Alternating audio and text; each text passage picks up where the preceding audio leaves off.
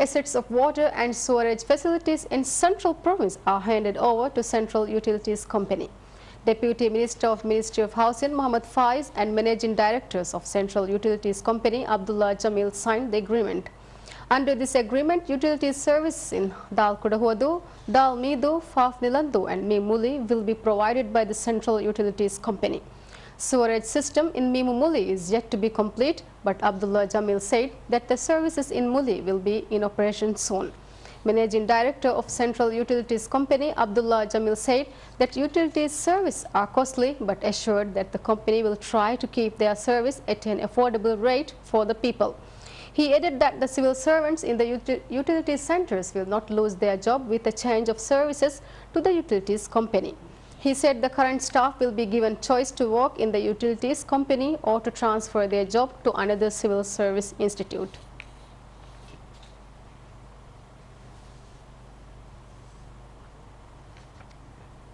Civil Court's judge adjourned the hearing of MP Ahmad Nazim's court case today and ordered the prosecutors to submit the translation of the documents presented as evidence against Nazim.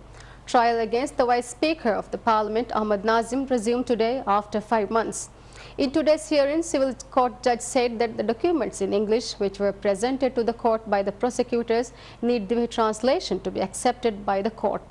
Judge added that the prosecutors had been informed before as well to submit the translated documents. He said that the trial can resume only after court receives the translated documents, which the judge said will otherwise make it difficult for the defendants to build their case. Charges of corruption raised against MP Nazim are based on the audit reports of former Atoll Ministry. Prosecutor says MP Nazim allegedly backed a 1.4 million rupiah bid from Atoll's ministry to Namira Engineering by fraud. Namira Engineering is a private company and Nazim has its ownership share. If MP Nazim is proven guilty of the charges, his seat at Parliament will be at stake.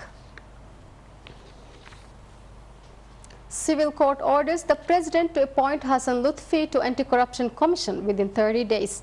Supreme Judge of the Civil Court Ali Samir said in his verdict that Hassan Lutfi was approved by the Parliament to Anti-Corruption Commission in accordance to the Constitution and Anti-Corruption Commission's law, and that therefore it is President's responsibility to appoint Lutfi to the Commission. In his court case, Lutfi also fought that the operations of Anti-Corruption Commission with 4 members is unconstitutional, a charge which the judge turned down. Judge Ali Samir also ruled out Lutfi's claim to the salary of 40,000 rupiah per month from the date the new Anti-Corruption Commission was appointed. Parliament approved Lutfi to the Anti-Corruption Commission on July 6, 2009.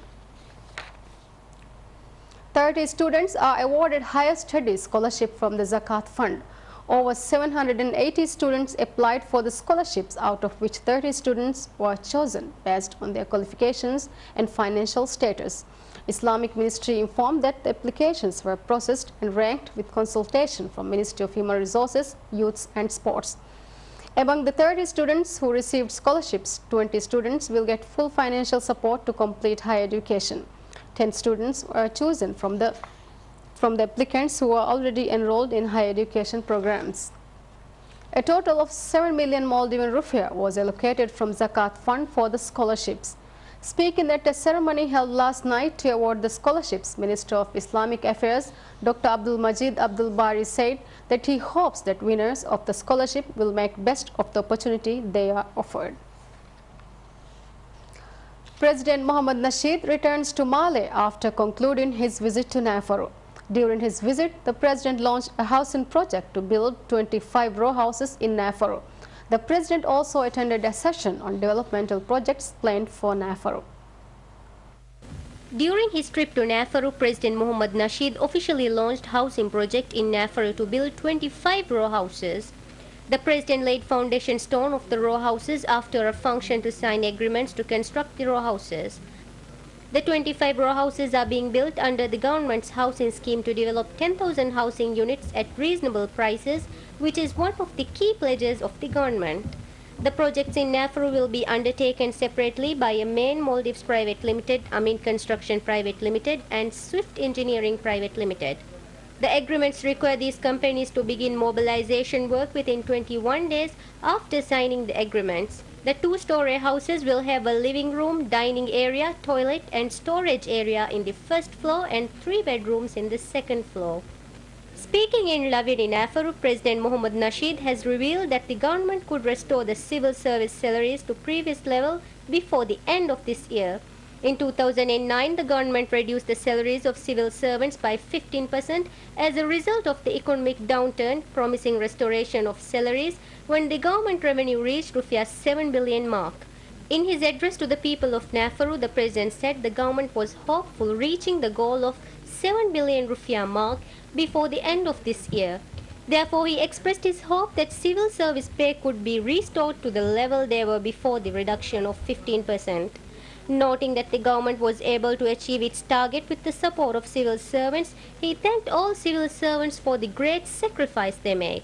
President Mohammad Nasheed also revealed that next year's government budget will be a programmed budget, which will aim to implement strategic action plan of the government. He made this statement in his speech at the information session on development projects for Fadi Polyatol.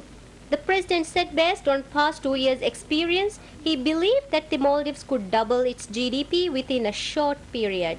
In his speech, the president also spoke on government's development projects to implement across the country, especially projects for Nafaru. Investigation continues to solve the murder case of Hassan Maniku. So far, 6 people are taken into police custody in connection to this case. Police has revealed no information about the suspects, while the residents of Horafushi have raised concerns over their own safety. Hussein Manik was found dead on Tuesday morning inside a room of house under construction in Horafushi. Hussein Manik, 81 years old, is a businessman who ran a petroleum trade. According to the residents of Horafushi, Hussein Manik was respected and loved among people. A Bangladeshi citizen who worked for Hussein Manik told MNBC ONE that he met Hussein Manik on Monday around 10:30 in the evening. The man said it was the last time he saw Hussein Maniku. The Bangladeshi expatriate said that he was also attacked by some people while at the shop on the night before Hussein Manik was murdered. Family members of Hussein Manik said that the news of his death took them by shock. They said they have never thought of such a brutal attack. Hussein Maniku's family said that death penalty should be given to the murderers. A special investigation team is operating in Horafushi to solve this case.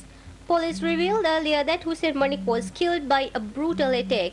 6 people are taken into custody in connection to this case, and police has assured everyone involved in the murder will be brought to justice. But police has revealed no information so far about the suspects taken into custody. Residents of the island accused the alleged drug gangs in the island over the murder case. Residents of the island accused the alleged drug gangs in the island over the murder case.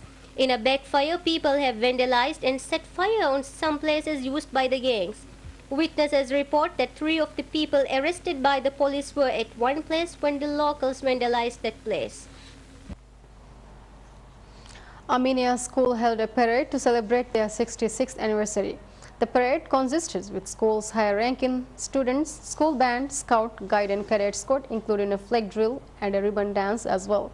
School management and staffs also participated in the parade with more than 300 students. President Mohammad Nasheed viewed the parade held today. Anniversary of Armenia School is 28th of November.